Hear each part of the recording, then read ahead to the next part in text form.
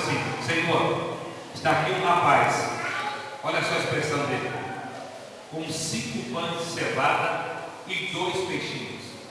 A princípio, parece que André, ele vai agora surpreender o Senhor. A princípio, parece que André está, na verdade, positivo, está otimista, está acreditando no milagre. Eu acredito, Jesus, que ele ouviu outra coisa da boca dele depois disso.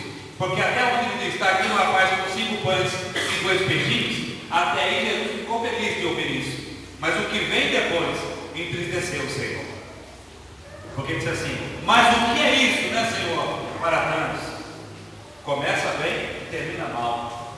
Começa bem, começa otimista, parece que Filipe agora vai surpreender o Senhor. Parece que o Senhor agora vai falar assim: parabéns, parabéns, André. Você foi usado agora pelo meu Pai, porque eu vou fazer um milagre. Mas não foi isso que ele disse. Porque ele poderia falar assim: vou estar aqui um rapaz com 5 pães e 2 peixinhos, mas eu sei que o Senhor pode fazer um milagre. Eu sei que o Senhor pode multiplicar esses pães. Eu sei que alguma coisa o Senhor vai fazer. Mas ele não disse isso. Ele disse: mas o que é isso para tantos? Aqui há 2 tipos de crente. Há aquele crente pessimista já completamente, aquele crente que não acredita de maneira alguma. Ele vem à igreja, ele faz a campanha, mas ele já começa negativo e pessimista. Existem crentes assim.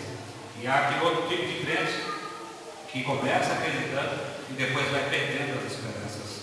Que você não seja nenhum nem outro, que você seja um terceiro, que nem está aqui em nossa história, mas que esse terceiro possa ser você. Crente que acredita, que confia no Senhor, que sabe que Deus vai fazer. Sabe por quê? Porque Ele é poderoso para fazer e nada existe impossível para Ele. Lucas diz assim, lá no 1º capítulo, versículo 37: porque para Deus nada é impossível.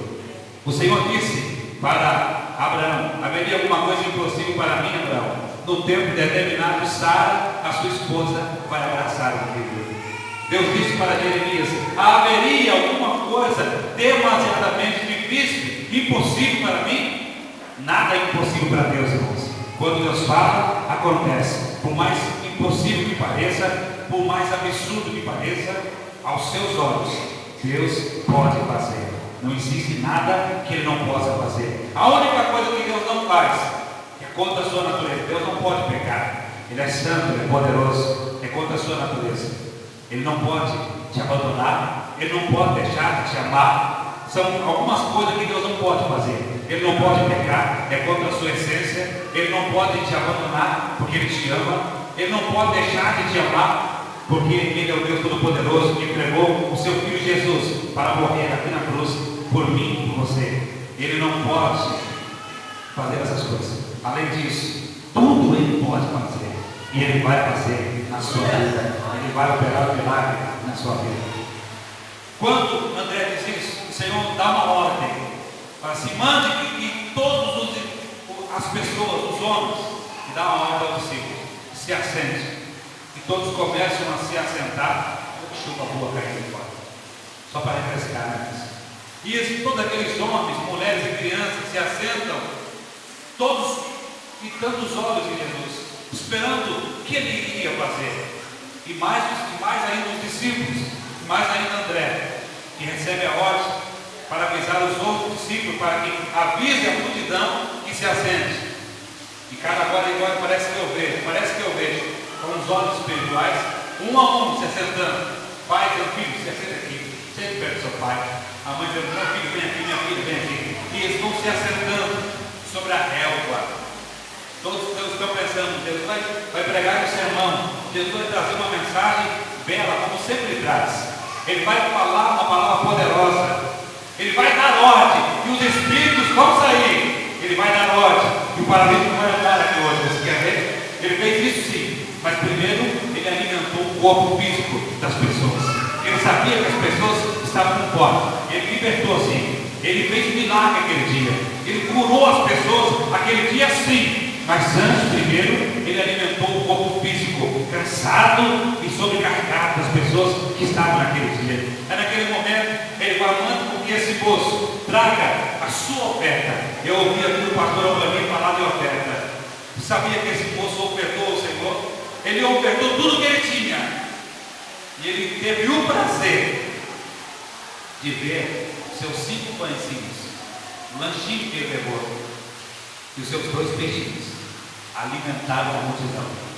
Quero ser sincero para você, eu queria ser esse moço, o dono desses pães e o dono desses peixes. Quando ele entregou aqueles 5 pães e 2 peixinhos ao Senhor, sem saber o que o Senhor ia fazer, ele ficou só olhando para o Senhor. Os discípulos todos olhando para o Senhor. A multidão, 30.000 pessoas, olhando para o Senhor. E o Senhor dá graças. Eu aprendo uma coisa aqui, irmãos. Aprenda uma coisa com o Senhor. Nunca venha maldizer aquilo que Deus fez por você. Ah, esse emprego não está bom. Não maldiga o teu emprego.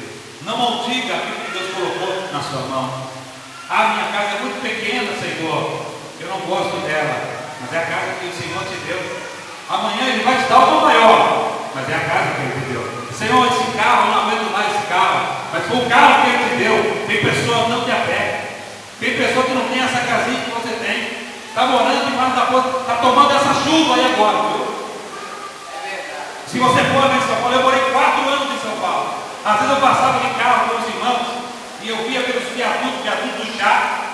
Não tem mais gente no viaduto do chá. Ali na ponte que vai para a Liberdade, vai passando por igreja, sempre ia lá, na 25 de março, você passa por aquele lugar, o que você vê de mendigo, o que você vê de andarilho ali, não está escrito. É muita gente.